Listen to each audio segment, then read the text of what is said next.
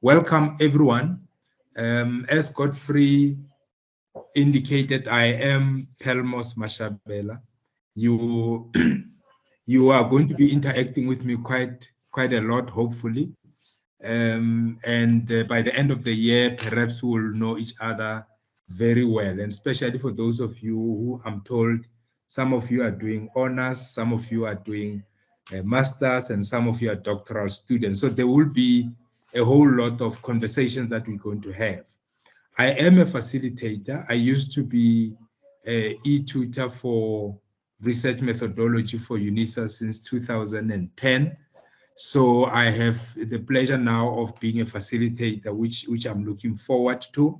And I hope what that means really is that we're going to facilitate with you the workshops to assist you to do well and to appreciate and love research as a module or as a program that you want to pursue further. Ladies and gentlemen, this is the overview of what we want to talk about in this program. And please also shout if you have lost seeing the slides. But if you look at this overview, it's about what we are here for, research. So we're going to have an overview of research.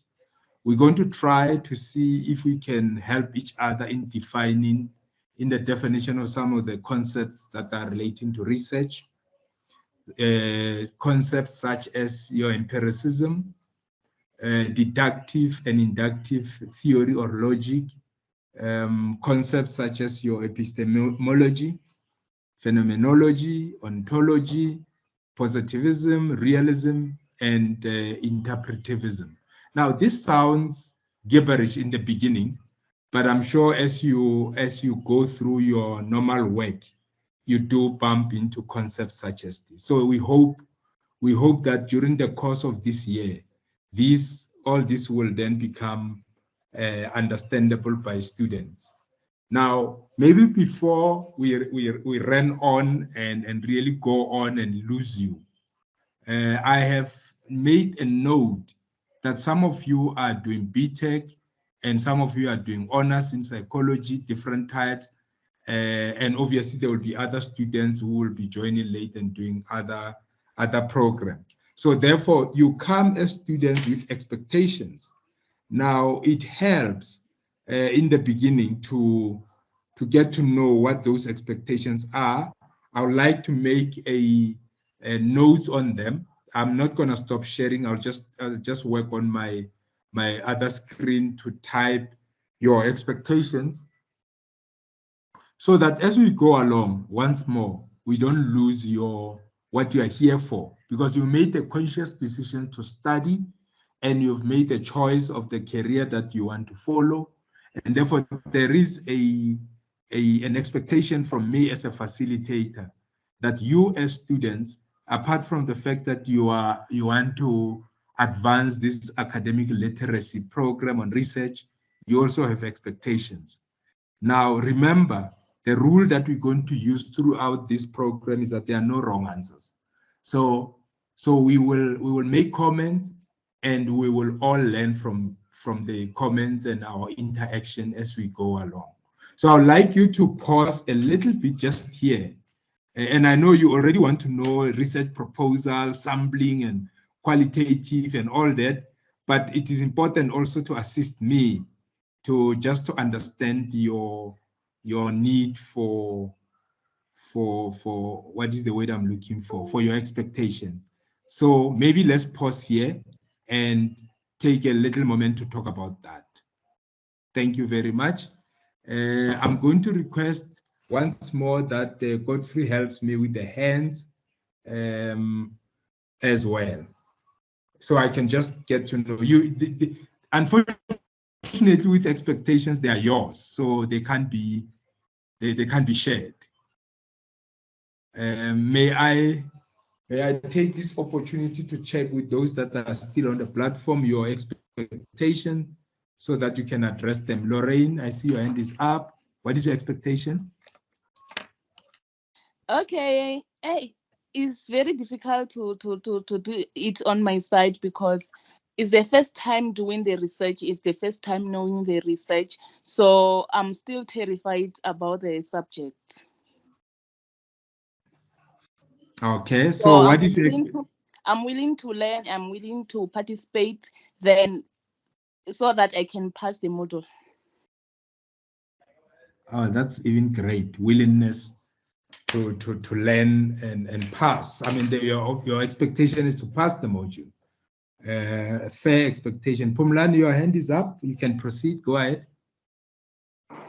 Yes, as I said earlier, that I did the research module, the research methodology module, and this time I'm doing the report. So what I was expecting was that the research proposal that I proposed on the research methodology module will be the same research proposal that I'm allowed to carry out. I mean, I'm not now. I'm being told that I must choose on given topics. It's no longer what I initially came up with. But you see, I would have loved to see how I can take a research from ground until I make a final report of it. So this actually means that the research proposal, which I did on the other module, I just have got to just put it aside. And now I must now take something which the department is actually giving to me. So I think there needs to be an improvement on such things. Okay.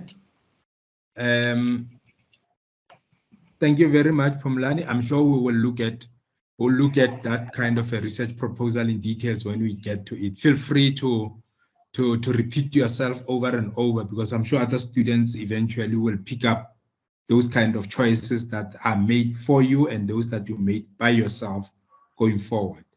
That's an expectation that you are expressing. It's an individual expectation, as it was for you, Lorraine, as well.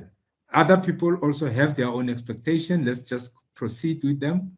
I am giving you at least 3 minutes that we can just get that summarized. But there can't be expectation of Anele is the same. I mean, it's Isha's expectation and is Noltando's expectation, and Pumlani has got his own. On my side, I just want to understand the whole concept of the model, basic, and as to how one goes about doing research.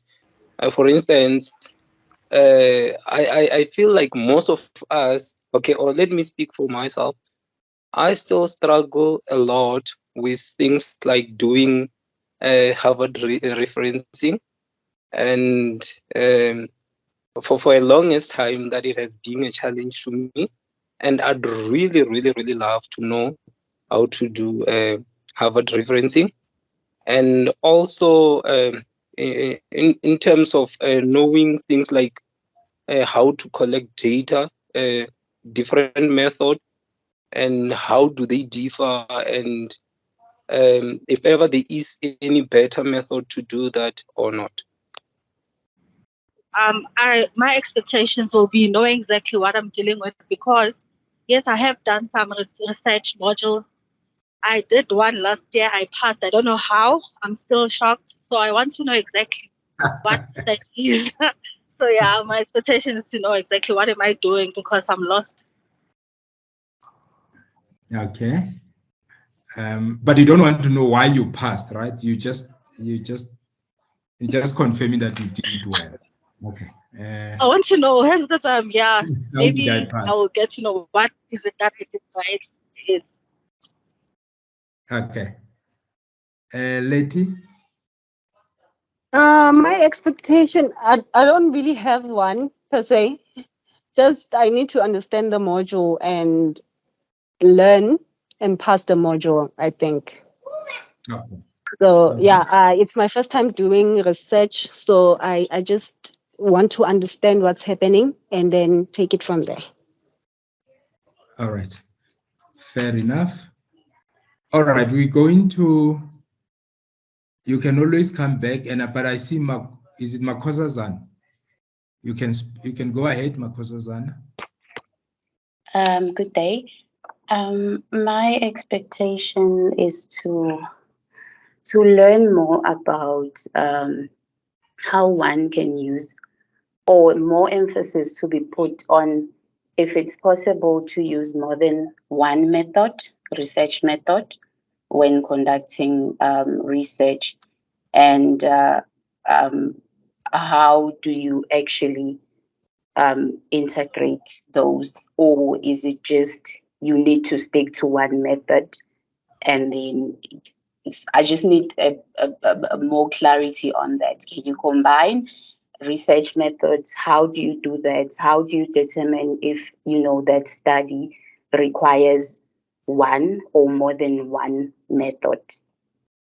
So that is my expectation. And to understand this, big terminology, in this research field, I think for for myself, some of them it's actually the first time I come across. So yeah, that is my expectation. Thank you. Okay. Now let's just look at it this way. Let's look at research this way. Here is a memo that is coming from the MD of UNISA to all managers, right? Can you still all see the screen? I'm still sharing. Yes. Is that a yes? Oh, okay. Yes, we can. So let's just spend time reading this. The sources are known, and I'm glad that somebody was saying I need to know the referencing, the Harvard referencing. So the source of this information is unknown to me. So I'm immediately disclosing that I don't know who the source is. So it's not mine. Now that talks to what, in terms of research, a principle of plagiarism. So I'm saying this information is not mine. I find it just interesting, and I thought I'll use it for this purpose. Today at 8 o'clock, there will be a total eclipse of the sun. This is when the sun disappears behind the moon for 2 minutes. As this is something that cannot be seen every day, time will be allowed for employees to view the eclipse in the car park. Staff should meet in the car park at 10 to 8, when I will deliver a short speech introducing the eclipse and giving some background information. Safety goggles will be made available at a small cost. Now, this is the MD sending this to the managers. Now, from the management to development head, today at 10 to 8, all staff should meet in the car park. This will be followed by a total eclipse of the sun, which will disappear for 2 minutes. For a moderate cost, this will be made safe with goggles. The MD will deliver a short speech beforehand to give us all some background information. This is not something that can be seen every day. Now, then it goes from the development head to a floor manager. Now it changes the message. The MD will today deliver a short speech to make the sun disappear for 2 minutes in the eclipse. This is something that cannot be seen every day. So staff will meet in the car park at 10 or 8. This will be safe if you pay a moderate cost. Now it's at the floor manager level. Now it goes to the supervisor, from the floor manager to the supervisor. 10 or 8 staff are to go to the car park where the MD will eclipse the sun for 2 minutes. This does not happen every day. It will be safe, but it will cost you. Now, here is the memo now from the supervisor to staff. Some staff will go to the car park today to see the MD disappear. It is a pity this doesn't happen every day. So this is where it all started. But look at how it ends. And I'm sure staff will like this better, you know, the eclipse. Some staff will go to the car park today to see the MD disappear. It is a pity this doesn't happen every day. And that's the communication. What are we getting from all this? I'm sure some of you would know and have been in some spaces where this kind of communication has happened.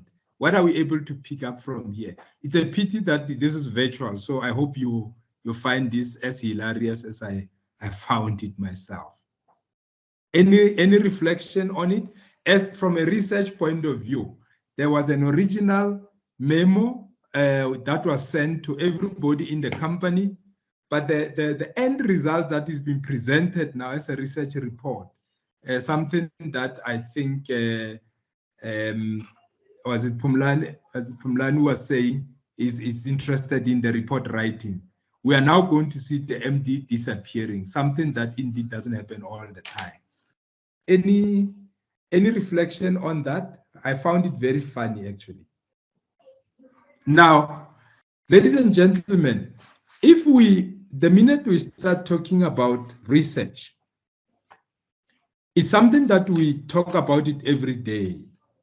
But for the purpose of this presentation, I want us to look at the scientific knowledge vis-a-vis the non-scientific knowledge. The scientific knowledge and the non-scientific knowledge, it doesn't necessarily mean the non-scientific knowledge is wrong. It just simply means it is not scientific knowledge. Now, when we at least sort of discuss science, we need to be able to say, is there a difference between science and non-science? And for us to say that, we have to know what makes science science and what makes non-science non-science. Now, in this context, I want to say science is concerned with testing conjectures, opinions, ideas against facts. So you will have ideas, you'll have opinions, you'll have allegations, and so on. And science says we are concerned to test them against the facts. So scientific knowledge is said to be empirical and is based on evidence. So there must be evidence which is empirical in nature for us to then say this is science. On the other hand, when you look at the non-scientific knowledge, it's about allegation on the basis of authenticity debates. There are debates, there are traditions, there's accidental. So these are allegations. Please don't get it wrong. It doesn't mean when it's non-scientific, it's wrong. It's just that it is not scientific. So if you believe in non-scientific, that doesn't make you wrong. It's just that now when you then move into research, you are now moving into a scientific space where your knowledge is going to be empirical and is going to be evidence-based. Is there any question so far? So when we look at science and we look at non-science, you're going to hear a lot about debates, traditions, accidents, allegations. So if I make an allegation about all of you now, I'm making an allegation that all of you are going to do well in this subject. It's an allegation. So for it to be scientific now, I need to go and test this against facts. So in other words, I need to do all that which is going to be science to get to a point where then I'll be able to conclude and say, as a result of this allegation, now it's no longer an allegation, it's evidence. Now, let's look at some of the scientific and the non-scientific and the scientific knowledge realm. I have tried to summarize it for you to at least to follow. That if you are in the non-scientific realm, you'll see that I've spoken about authority. There are people who are authority in their workspaces. I mean, you are the boss, you are knowledgeable, you are authority. So we trust what you tell us. There's nothing wrong with that. So there's an authority on this. So I'm following this. I'm doing this because authority has advised me that this is the way to do it. There is an opinion of peers. So you've got opinion, peers that give you opinion on matters. Those are non-scientific basis upon which we make conclusions. There's nothing wrong with them. Once more, I want to repeat. There are issues of traditions. We used to do things this way, which are very common and they are also correct. And they are mainly practiced in families, in life, in companies, and everywhere else, traditions. They are very important to follow them because some of those traditions have brought about success. There are debates. I mean, from time to time, you hear students engaging in debates, people engaging in debates, politicians, families, and so on, arguments, as part of the non-scientific issues that they are raising all the time. Again, I want to emphasize, there's nothing wrong with them. Accidental observation. I mean, by accident, you start observing these and you realize that it is actually happening most of the time. It's accidental as an observation. But what are the science things? There's three things that you should consider in the science space. Is that the observation must be systematic. You must be able to control what you are observing. And there must be an opportunity for replication or repeatability. You must be able to repeat the same thing, or other people that are going to follow your route must be able to get to the same results. So when you look at the scientific space, you just look at the three areas. We look at the systematic observation, which is also been giving us an opportunity to control what we are observing or we are studying. And it has to give us, replicability, the ability to have the same thing reproduced. So if you give me your formula, I must be able to follow that and come to the same result. So if you give it to me and I come to a different result, I don't necessarily say it is wrong, but scientifically now I need to understand why is it then that I'm not reproducing the same result. So it's important to understand that in the scientific knowledge space, those three areas are important: systematic observation, control, and replication. Is there a question at the moment? I think it's quite clear from what you have said, because I did not understand why non-scientific sources were not scientific, if I can put it like that, or am I wrong to say even non-scientific methods or sources they can also be used to scientifically prove something, even if it's not a scientific method? Yes. What as a source, I think what you're saying is that sources that are non-scientific can be used to develop science. That there's no traditions, for example. You can go and study traditions as non-scientific. Traditions are non-scientific. But when you go study traditions, we expect you to apply the scientific measurements. In other words, systematic observation of the traditions, control of the traditions, and ability that when to replicate them. So anything can be studied, anything, you can study anything and you put science into it. So you are correct, you're absolutely correct. Non-scientific methods or way of life can actually be studied to become science. There's nothing wrong with what you've just said. You get it, you're absolutely right. But before you interject, I just want us to look at this topical issue at the moment in South Africa, assuming that the students that have logged on here at the moment are mainly based in South Africa. You probably will be familiar with the the Commission of Inquiry into State Capture, Fraud and Corruption in the Public Sector, including organs of state, which is colloquially known as the Zondo Commission. How many of you are familiar with the Zondo Commission? I'm sure all of you.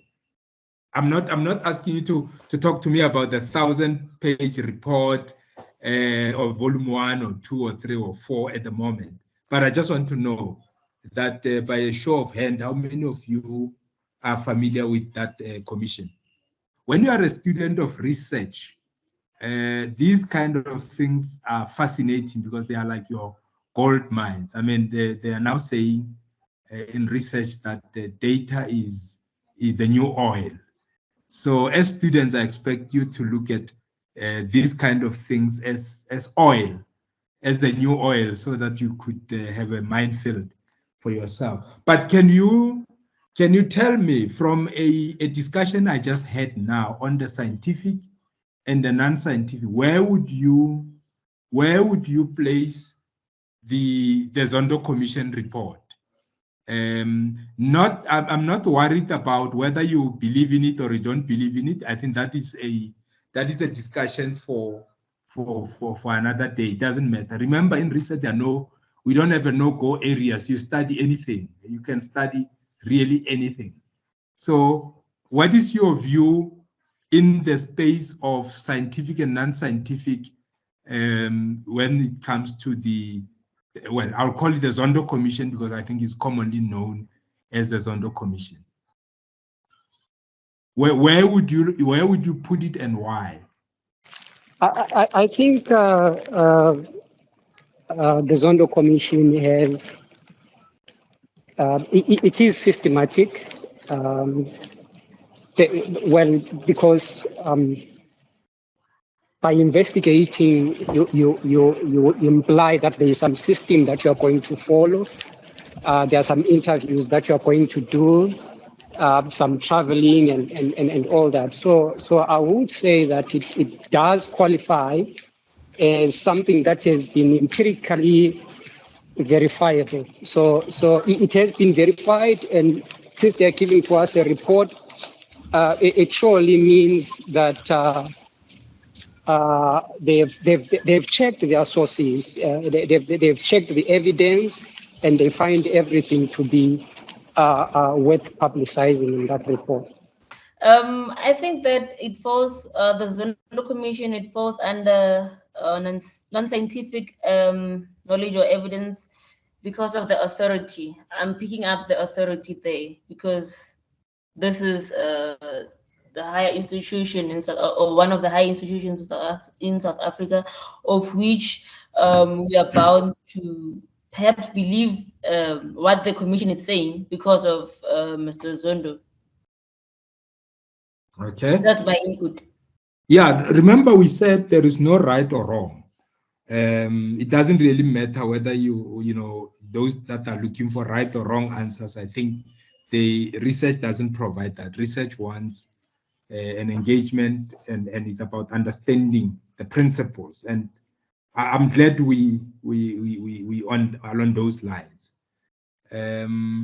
So please feel free to express yourself. Nobody is going to judge you on any of this. So this is going to be a debate that we're going to carry throughout. Letitia, I see you struggling to get in. You can talk. And do you think it's scientific or not scientific with no knowledge of the subject matter? With no knowledge, I'm assuming that it's actually non-scientific. I think it's predominantly just perhaps a lot of debate, in my opinion. Yeah, that's what we are looking for, actually. Okay, thank you. Yeah, we're looking for your opinion. We're not looking for the right answers. I think those that might have been following it and reading it and intensely getting involved are going to influence us. So yeah, your opinion matters. Thank you. You're welcome. Is there anybody else who also want to add on the point that everybody else was on regarding the Zondo Commission? We're not gonna debate the merit or the demerit of it. We're just sharing from the view of of research students that we all are at the moment.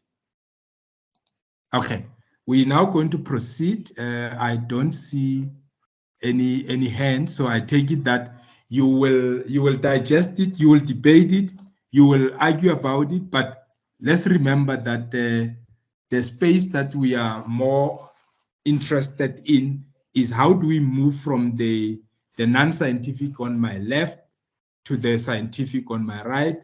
And I'm saying it's just based on those three principles of systematic observation, control, and replication. Now, when we look at tradition... Sorry, I have a question. I have a question. Yes. Yeah. So, if something... I'm also using the Zondo Commission as an example. Yeah. Let's say that there is something in the report, something that is not scientifically verifiable.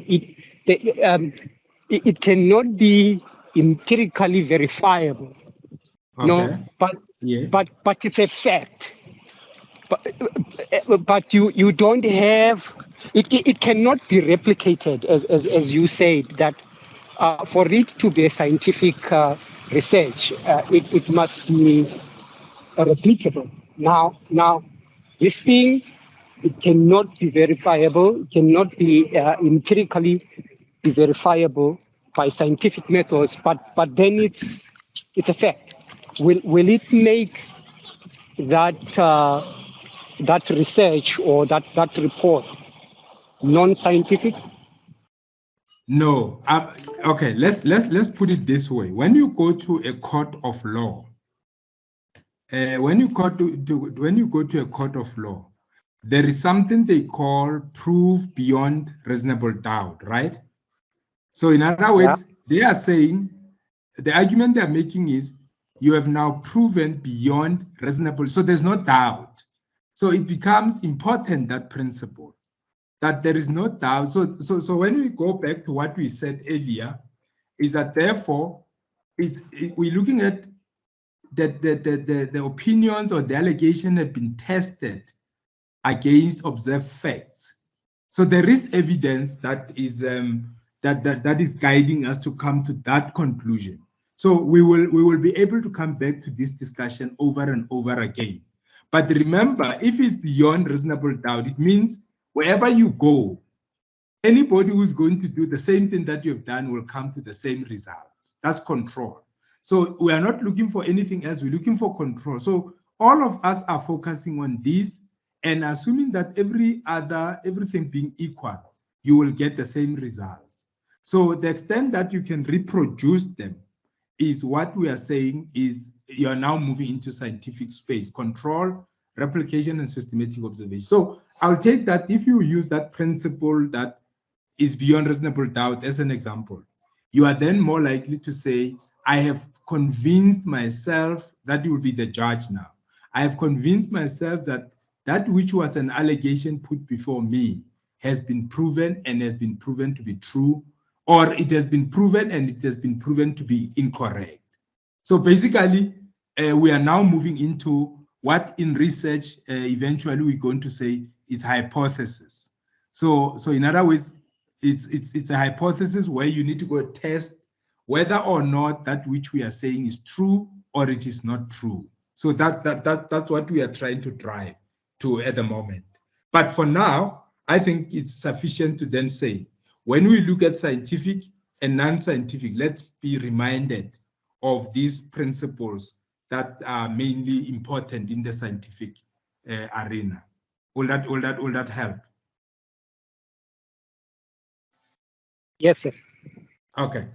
Now, again, we're just repeating ourselves that traditions, human beings, we inherit culture, which is made up in part of family accepted knowledge about the workings of the world and the values that guide our participation into it. Some people will tell, I will tell you, it is my culture, it is my tradition, it is the way we do things, it's the way we see the world, it's what matters to us. Those are traditions, right?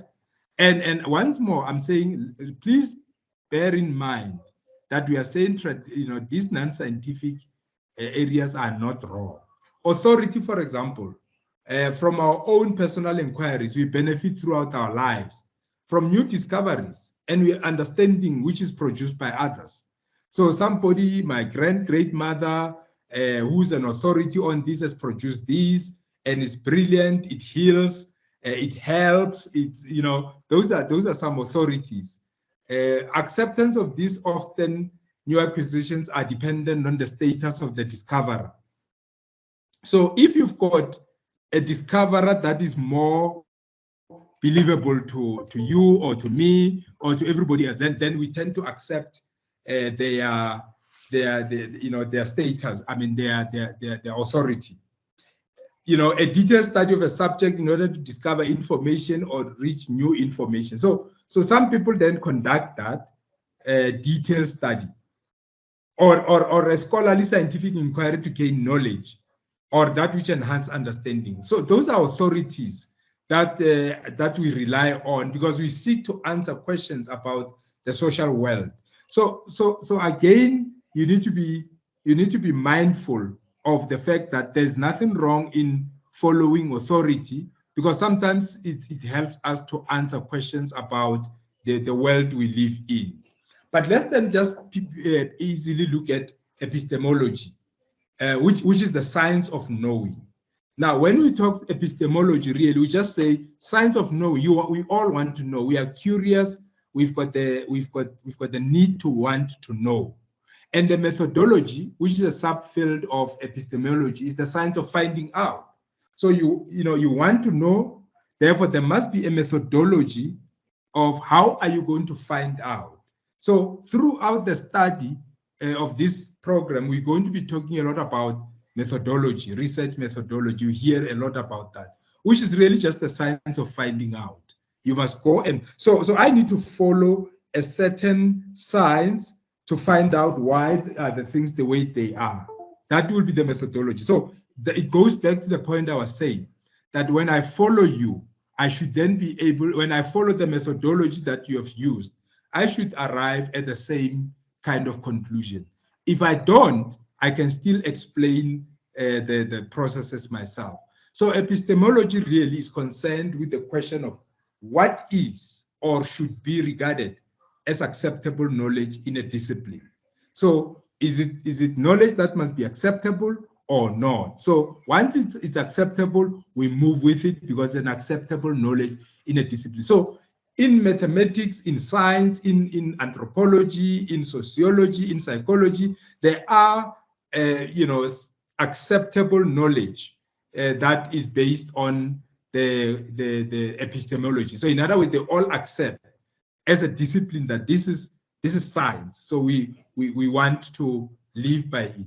So the central question is whether or not the social world can and should be studied according to the same principles, according to the same procedures, according to the same ethos as the natural sciences.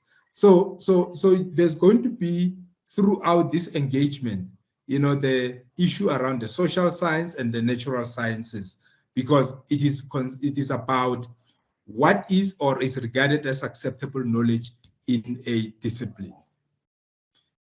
Now, let's just define briefly research. Again, it's an everyday word that is used by practicing scientists, men on the street, journalists, university teachers, all of whom assume they know what is meant by science, at least in a manner that is sufficient for them to communicate meaningfully with others. Every day we talk about science. I mean, I've done my research, I've done my science. But, just one source, Pruzan. Science is the observation, collection, and analysis of facts. Again, that observation comes in there. I can add the word systematic observation.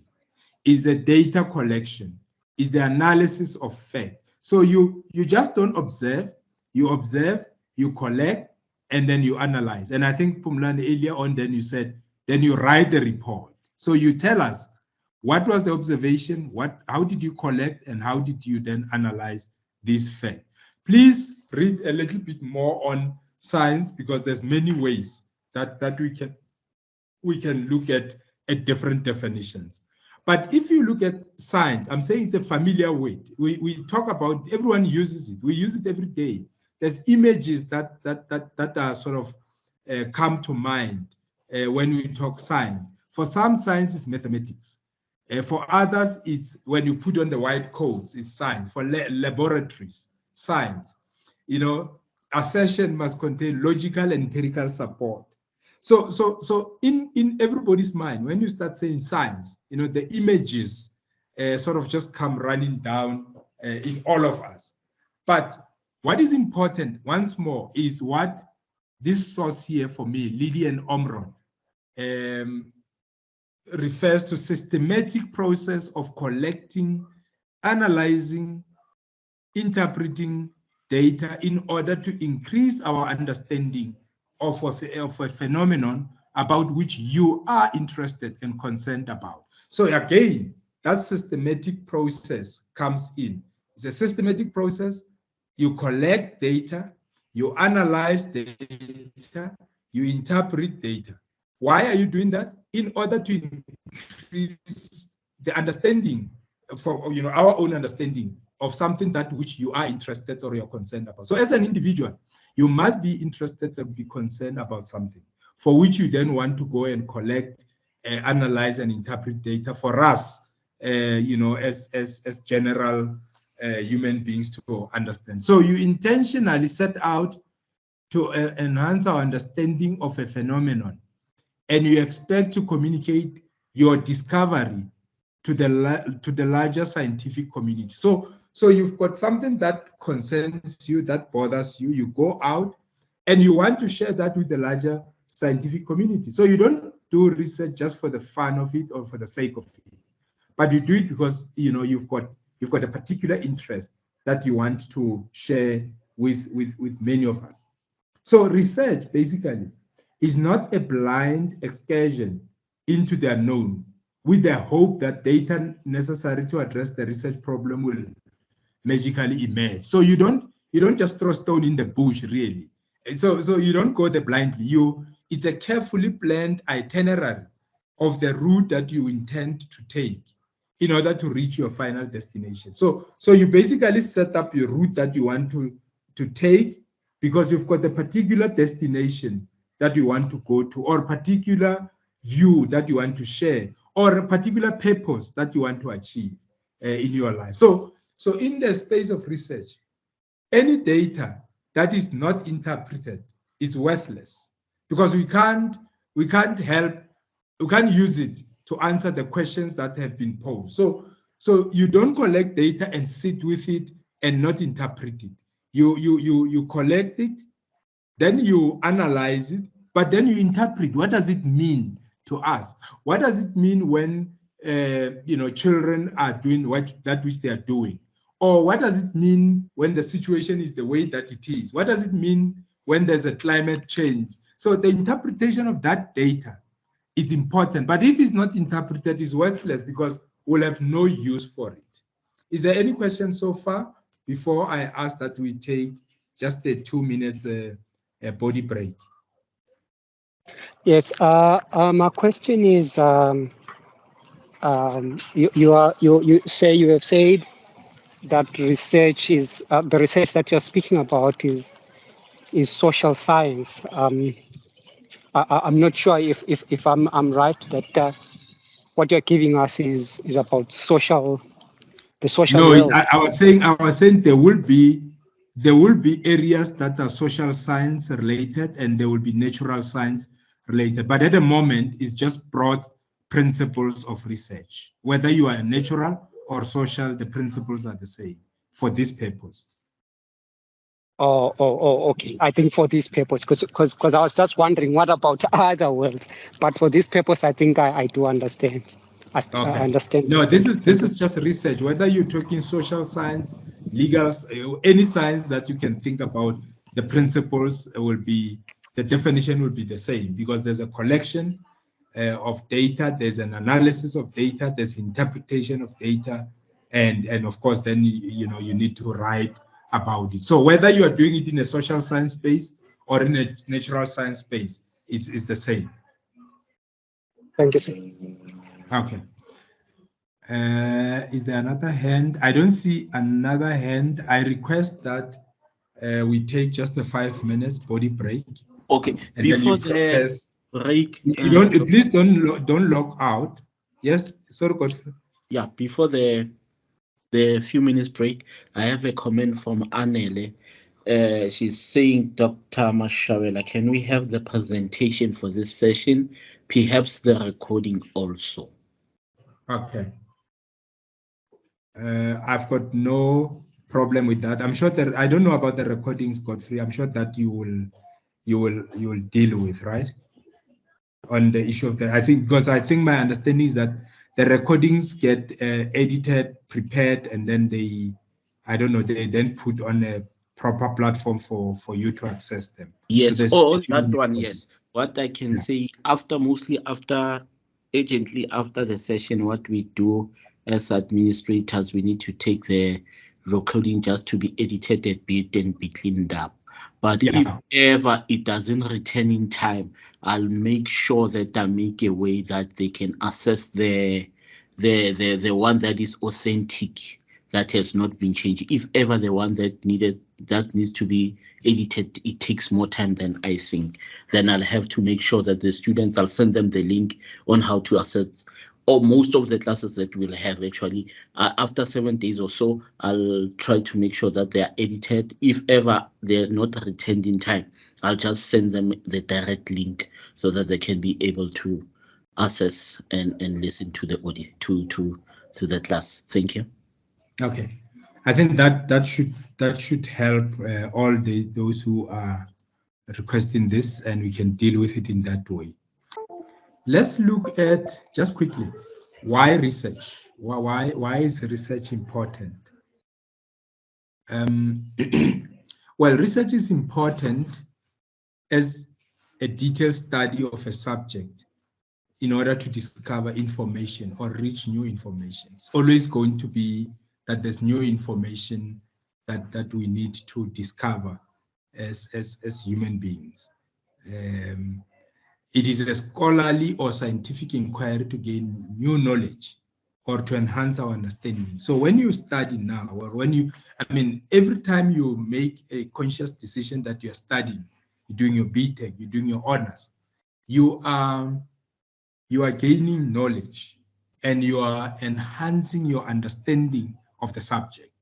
It's unfortunate that at times perhaps there is a misunderstanding of why is it important that you are doing what you are doing.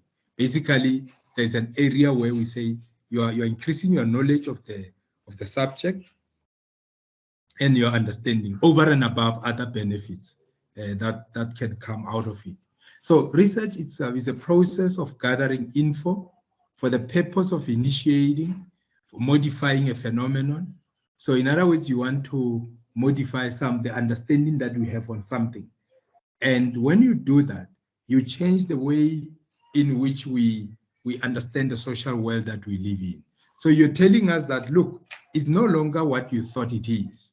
This is the new way of looking at it. So that's important because that basically modifies a phenomenon. Now, the reason why the word phenomenon is used a lot in research is because we don't know, it's something for which it's dictated to by you as a researcher. So you will study a phenomenon and you will tell us how to interact with it. So the word phenomenon or a phenomena, plural, is the way that is going to be used, or you're going to interact with it a lot in research. So please make a note of it. So you probably heard some people saying, I quote, so and so said open code, close code, those kind of things, like people would say to you, according to, and then they say open codes, say this and this, close code. You probably heard of things like those. So what is I just want to pick your brain. What is your understanding of what they are attempting to do? Of course, despite sounding clever at times. What do you think? What do you think they're trying to do when they say close code, open codes? Is it non? Dr. Mashabela, already there was a hand by non-to-to-zilo. I'm not sure yeah. it was a previous hand or not. Thank you. Thank you, God. Non-to-to-zelo, what do you think it's meant by that? No, I was raising my hand to say I was back. I wasn't asking a question.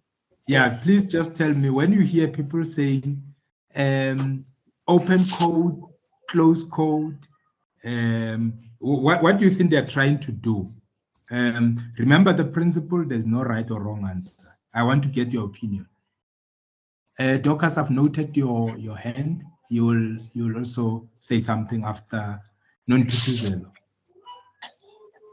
I think the open one does not include like a more broad. Okay, I don't know how to put it. Like I think when it's open, it's like it's allowing for like a broader research, and when it's closed, it's like I don't know. Like I'm trying to explain it, but I don't know how to. Yeah, okay. All right. Dorcas, that's fine. That's your opinion. Your hand was up, but you can lower it now. Let me listen to Dorcas. I think the reason why people do that is to show that the statement that they are saying is not their own original statement. They're saying someone else's statement or words. They are borrowing someone else's words. I think that's why people do code. Okay, fair enough. Anybody else that want to venture into that discussion where people would then say, so and so I code, open code, close code. Yeah, I think we can live with what we have for now, because it makes sense. But I think it's an area that we're going to keep on, talking about, because to some extent it's also talk more to referencing. How do you then do the right referencing? And again, it was mentioned as in the expectation discussion that we had earlier in the day.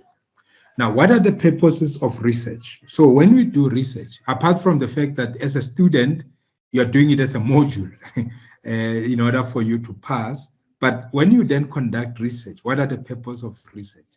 Remember, you are studying the module, but there is also the purpose for which research can be done. Now, at the moment, and this is not an exhaustive list, I mean, there can be more, but let's just look at what our understanding is. There are three common and useful purposes of research, which are exploration, so you can explore, description, you can describe, or you can explain, explanation. So when you look at research, we look at it from a point of, is it an exploration? Are you exploring a phenomenon? Or are you describing a phenomenon? Or are you explaining the phenomenon?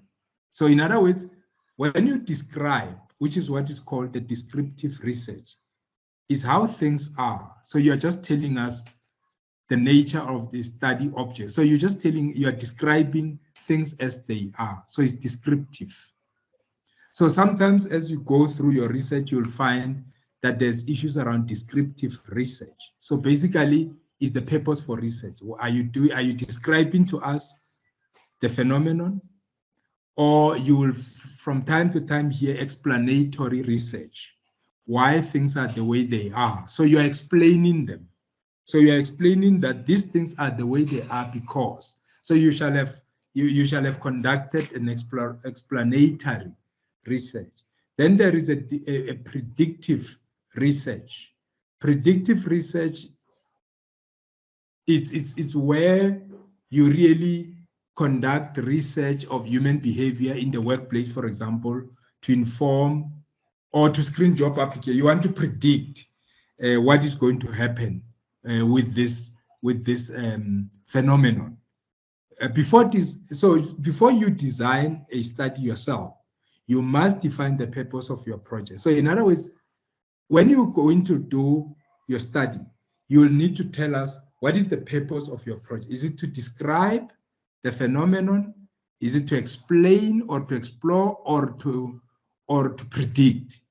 You know, so you look at those things because it helps to know what type or what kind of study you undertake: exploratory, descriptive, or explanatory.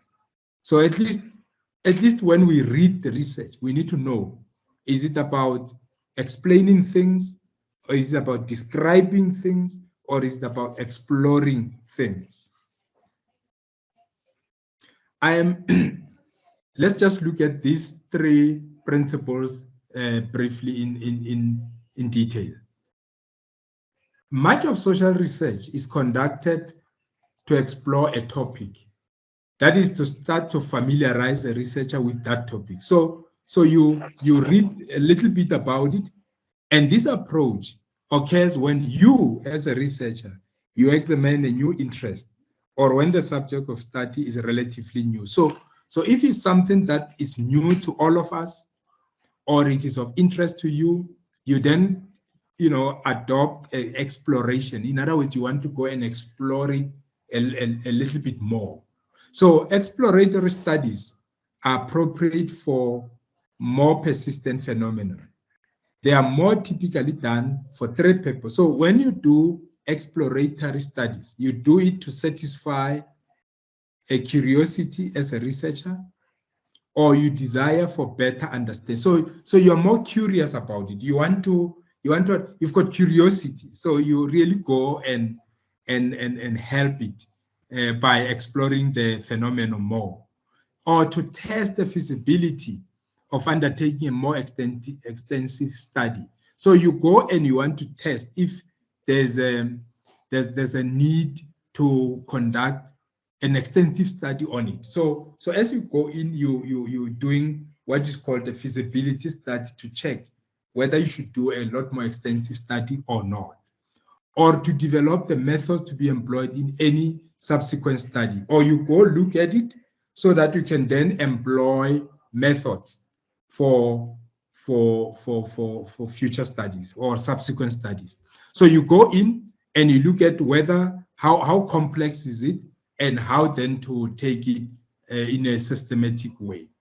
On the other hand, descriptive or description, which is another purpose of study, it's a major purpose of social science studies to describe situations and events. So in social science, there's a liking to describe situations and events, to tell us or to describe events as we see them unfolding. So you, as a researcher, you observe and then you describe what was observed. So you sit, you check, and you tell us what you found. Because scientific observation is careful and deliberate. However, scientific descriptions are typically more accurate and precise than casual ones. Remember, it must be systematic, your observation. So it's not just an accidental observation, then you make conclusion. On the other hand, explanation is to explain things. So you want to explain things as they are. You want to tell us why are the things the way they are. You know, so it's as is being understood as explanation. Now, ladies and gentlemen, let me check if there is a hand. Dr. Mashabela, is me. Oh, yes, proceed. Yes. But this one I'm asking it as a student. No? Please My do. question is that when one is doing research, is it possible for one to use a topic that has been used or explored before with the aim of improving on the knowledge that is there? Let's say the topic was being done, let's say, for example, in 2010, but the same topic, there's new information in the last 5 years or so. Can one use the same topic with more improved information on the same topic that was used before? Okay. Yes, that was my question. Same topic. I see Pumel. Is it Pumlani's hand was up? Pumlani, yes. Ndimande. Pumlani, you can go ahead. Yes. Yes, Godfrey, thank you for that question, man. Very, very useful question. So my question is, are there any other types of research that are academic but are not scientific? It's an academic research, but the research does not fall under scientific research. Yeah, it's a tricky one, because when you say a research is academic, I take it that you're talking research, right? And we have defined what research is. So research is what it is. It's scientific. As to whether it fulfills the academic requirements, because you do research for different purposes. Others do it for academic purposes, others do it to pass, and so on. But there is no, if it's called research, it's not for academic. It must be research, and whether it's research for academic purposes is something else. I hope you are following me. So you must do research. In other words, you must do the scientific collection, analysis, interpretation, and writing of. So the methodology must be there. So that would be research, and whether that is then to fulfill academic desires, it's something else. So but it must be research. Remember, what the research is the science of knowing, and there is a science of finding out. So the process itself, when you put it through the research standards, it will pass the standards. So it's research. Sorry. Maybe to stabilize my question a bit more, say, my question is really, is science the only way of knowing? Are things? No, it's not. So my question was, if science is not the only method of knowing, what other ways are there of knowing in academics, which can be accepted as research, if science is not the only way of knowing? Okay, there's a difference. Let's go back a little bit, and I hope other students don't mind. And I still have the question on the same topic, Godfrey, so I haven't forgotten about it. When you are talking science, you are talking systematic observation, where control and replication are the standards. So when somebody has done research, we check against that. So in other words, is it systematic observation, control, replication? But it's not the only way of knowing. You can know things through authority, opinions, traditions, debates, accidental observations. There's nothing wrong with that. What you're only saying is that there's a line between that which is scientific and that which is not scientific. So when you then say you're doing research, people can do market research because they are selling a product. They want to see who their possible customers would be. So they will conduct some kind of a scientific investigation to determine that. So they will go through the normal process of collecting data. We'll go into the technical details of what that means, analyzing data, interpreting data, and then writing a report about data, or not even writing the report, but just then introducing the product in the market. So they know the market because they've done research. So there's a difference between, I want you to understand that research is research, and it's not for academic only. So it can be for academic purposes, it can be for other purposes, but it has to be done in such a way that there's a systematic observation, control, and replication. Now, when I go back to the topic on that was asked on whether or not you can study a topic that was studied before. Look, you can, but I want us to put it this way. Remember, research is about answering or dealing with a problem. So you may then say, I have seen or I've read some work. I don't want to go right now into literature review because that will be a discussion that we're going to have. And I'm sure this topic is going to be much more relevant, Godfrey. But what it is there was a problem 10 years ago on teenage pregnancy. Now you want to study that problem 10 years later.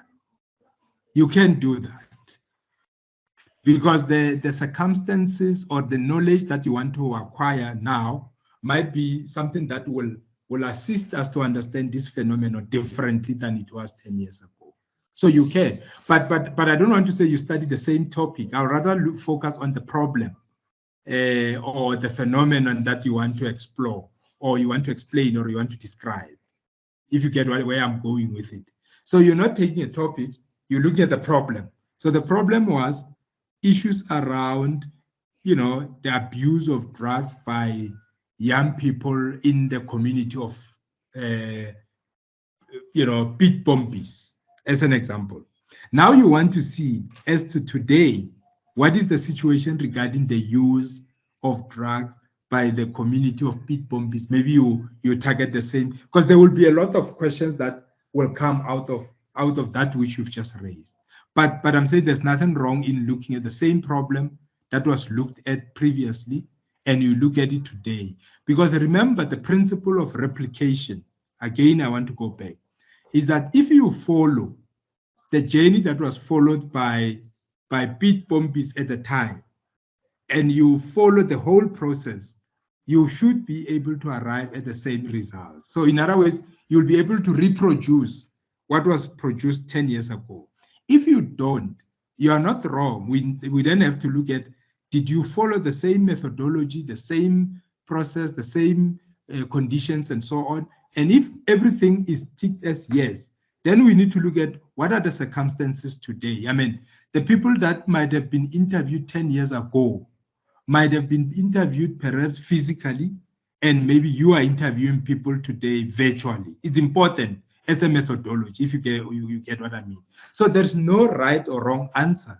Again, is if you are then interviewing people on Facebook, Twitter, all the Spotify and all those social media, it might be different from perhaps what was used as a data collection instrument 10 years ago. Are you with me there? So all those are going to be written in, they are going to be built into your discussion, because those are important. You are studying something that happened 10 years ago, 10 years later. So how was the situation 10 years ago as is compared to the situation 10 years today? There's nothing wrong with doing this. So I'm saying, instead of same topic, let's rather look at the problem that was studied previously by somebody, because it's something that you've got interest in, or it concerns you as a researcher. So you've got interest and you want to either explore it, or you want to describe it, or you want to explain it. So yes, you can do absolutely that. There's nothing wrong with it. Noted. Okay. I am going to run quickly through this philosophical assumptions underpinning research, because we're going to have an opportunity to come back to them.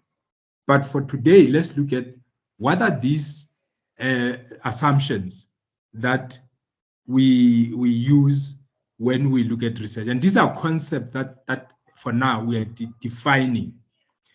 And as a researcher, you're going to find that what confuses all of us, it doesn't matter at what level you are as a student, is this terminology. So it's important for you to take them now, go spend some time, read about them a little bit more, so that as you engage with this program and as we talk, we keep on educating each other.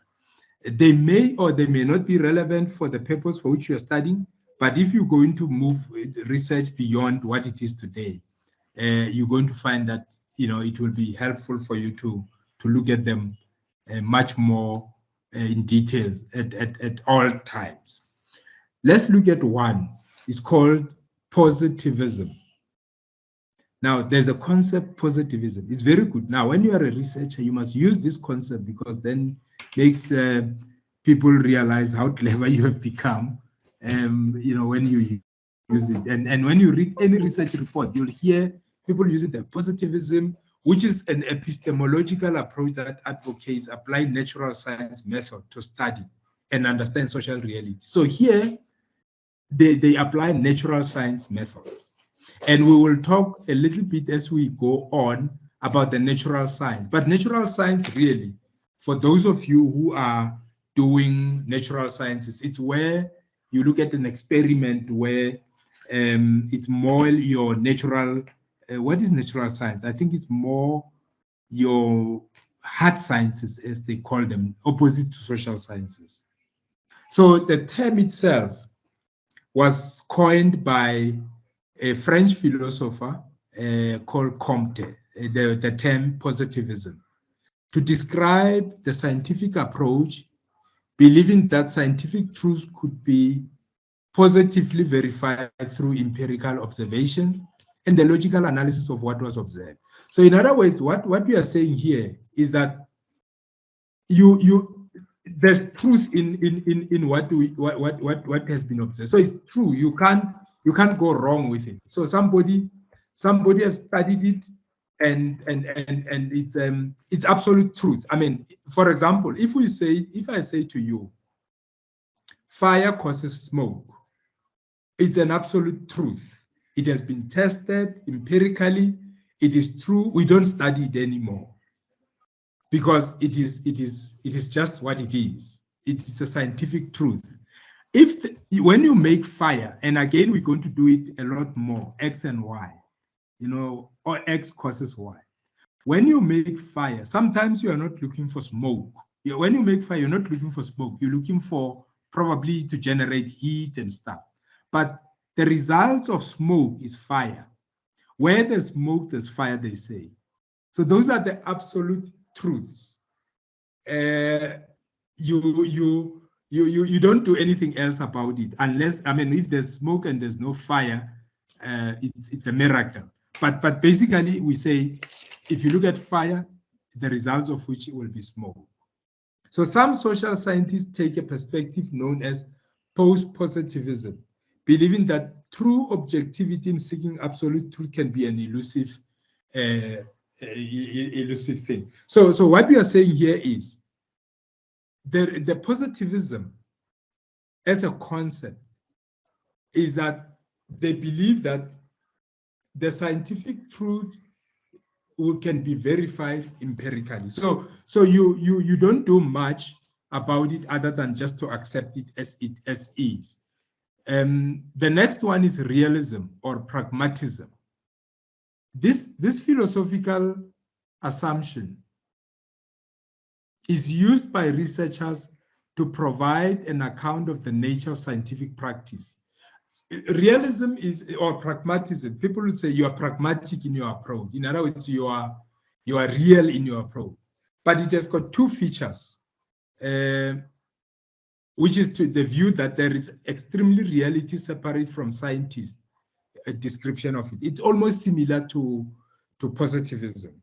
A belief that the natural and the social sciences can and should apply the same kinds of approach to the collection of data and to explanation. So the realists believe that there is similar ways in which data can be collected and explained and so on and so on. Yours for now for this process is to understand the positivism, realism, interpretivism, which view that writers from traditions who are critical of the application of scientific measures to study the social world. So interpretivism say, or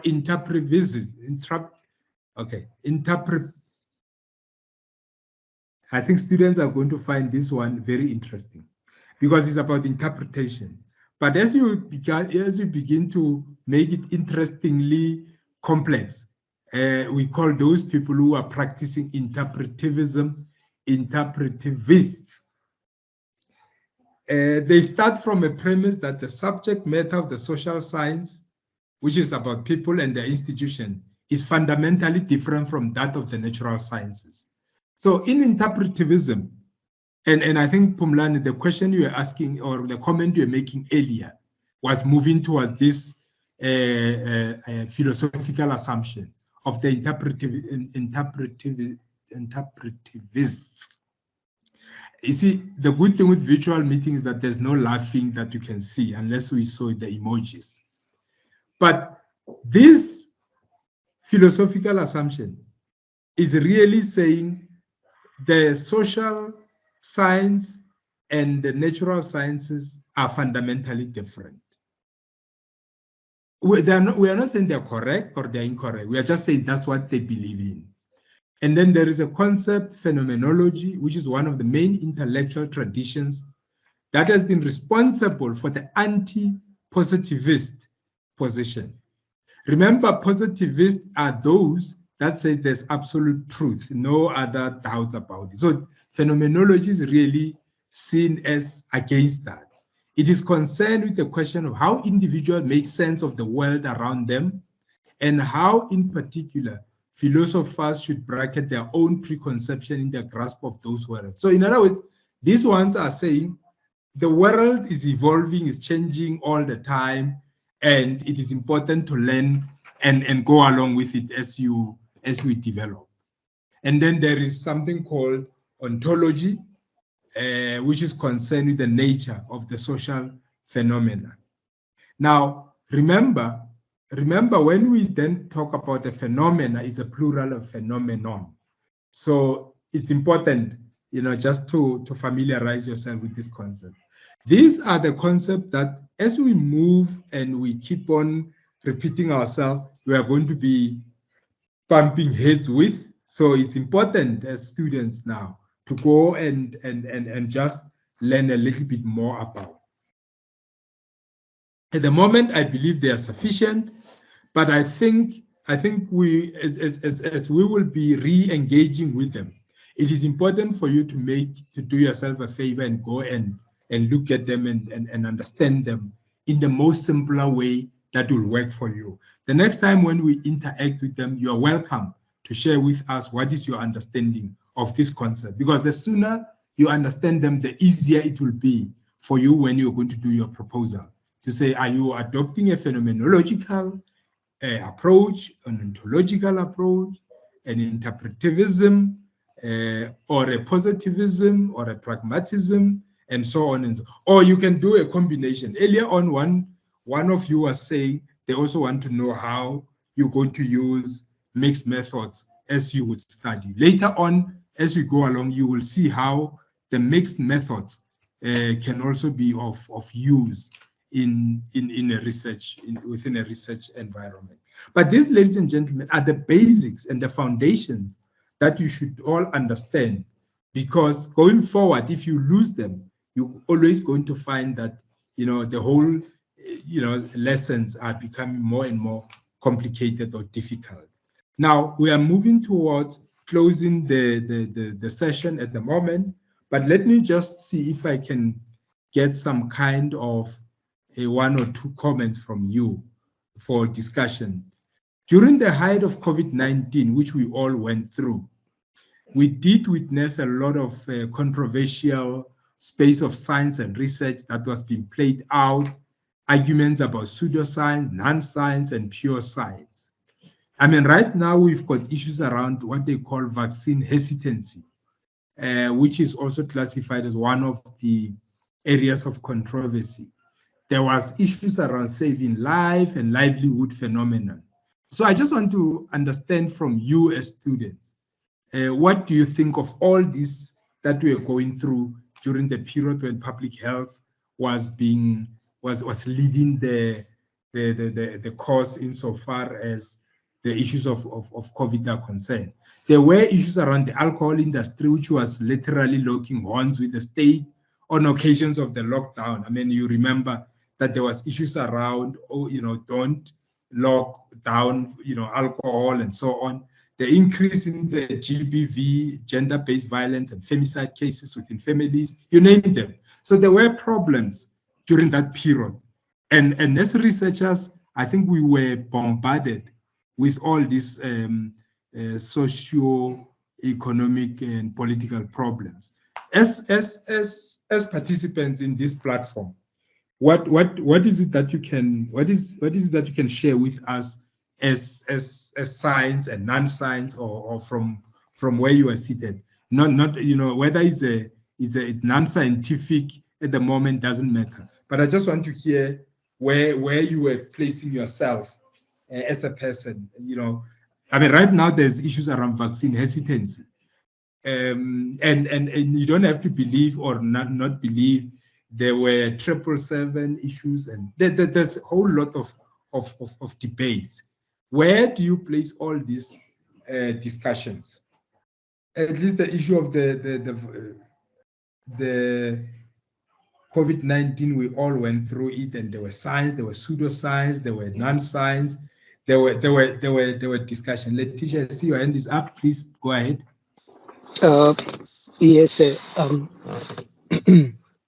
I think my observation is going to be in line with my last question. I mean, say, look at us. Here we are. We're sitting here, and we are asking about each other's observations on the COVID dynamics, and those observations are not necessarily scientific, but however they are empirically they are verifiable empirically, but are somehow not scientific. So yeah. So my observation says that whether lockdowns were good or whether they were bad, whichever way one looks at it, I think we just had to choose the better devil of the two, letting people just to freely go out in the midst of a pandemic. Well, it's people's liberties. You avoid depression, anxiety, and kids get to grow up normally, and people's social lives continue. But on the other hand, people will be dying, and the plague will be plowing through communities. So I think whichever way we chose, we just had to pick the lesser devil of the two. Now, which of the two was lesser, I think that's a matter of research. Yeah, I think that's a very nice way of looking at it, and then I think you summed it up nicely, that it's a minefield for researchers. But let's also not forget that they said what they say about hindsight, because it's also the best side. So we're looking at things historically, meaning we're going back now and see what we did, where we went wrong and where we went right, and so on and so on. But I think you said it. It's just a matter of research. Yeah, it's we're going to go back to this. Please, in your basket, in your toolbox, keep on looking at issues of the Zondo Commission, the COVID-19, because as research students, those will be some of the cases that we will be talking about, just to drive points home. So I hope all of you will be comfortable to share what you think, because it's always important to know what you all think about those opportunities. It's not closed, but I think it's an area that I want you to put at the back of your mind, that we're going to continuously repeat some of these examples as we go along, just to drive point home. Now, I'm going to close it here for now, but just to say the points that I want you to keep in mind as we wrap up is that you need to be able to differentiate the scientific inquiry from the non-scientific inquiry. Very soon we're going to be describing the research process, in other words, the process that needs to be followed when we do research, and the ability to distinguish the philosophical and assumptions that underpins research. And of course, we were going to be looking at the elements of research proposals. So these are important for now as we start this journey. But I hope this session today has just teased everybody who was present to decide for themselves whether in future they would want to become researchers going forward. So I think we will pause from here, unless if there is a burning question that one of you would want to raise. Okay, I have a question for 3 types of researchers.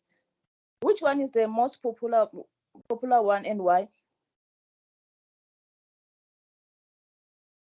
What do you mean 3 types? Which types are those? The 3 types of research. Which is? The one for the explorer and the one for description. Oh, okay, all right. I don't know which one is popular, but I know that these are we actually say it's the purpose of research. That when you say types of research, it means something else. So these are the purpose of research in terms of the literature that we are using. Because I was thinking you're already moving into qualitative and quantitative. Those are types. Oh, no. Yes, I'm just saying this is where I was thinking already. But look, there's no purpose that is popular. It depends on what you are looking for. Again, as a researcher, remember we said, if you do exploration, you are a researcher, you look at something that is more comfortable and that's more that you are comfortable and willing to do. Because what informs a purpose sometimes is the topic that you are choosing. So popularity, I would still say, I don't know. But remember, the descriptive is more popular within the social science. And the exploratory is also a little bit more popular on the natural sciences. So popularity for me is relative. Again, research, you can't answer any question. Because remember, with research, a question is, it depends on what is the source that you are relying on. I hope I'm answering you. So some people find explanation easier to do. Other people find description easier to do. So it's actually up to you as a researcher, what you find comfortable and easy to do. Okay, thank you. We will come back to it. There will be an opportunity once more to engage on those 3 purposes. But for now, I think I don't want to mislead you and say this one is more popular than the other. But at least it's important to understand all of them. And you as an individual, you will then feel, you know what, I think I understand this one better. I'm more comfortable with this one. Yeah, I think this then concludes our session. Godfrey is going to be your contact person, tutorial officer. So he's the one who's doing the scheduling for me. But please feel free as well, as I'm saying, he will also do one-on-ones where it's possible. So we have just started, and then the next time, I think when we meet, we will be spending time we will be spending time together on the research.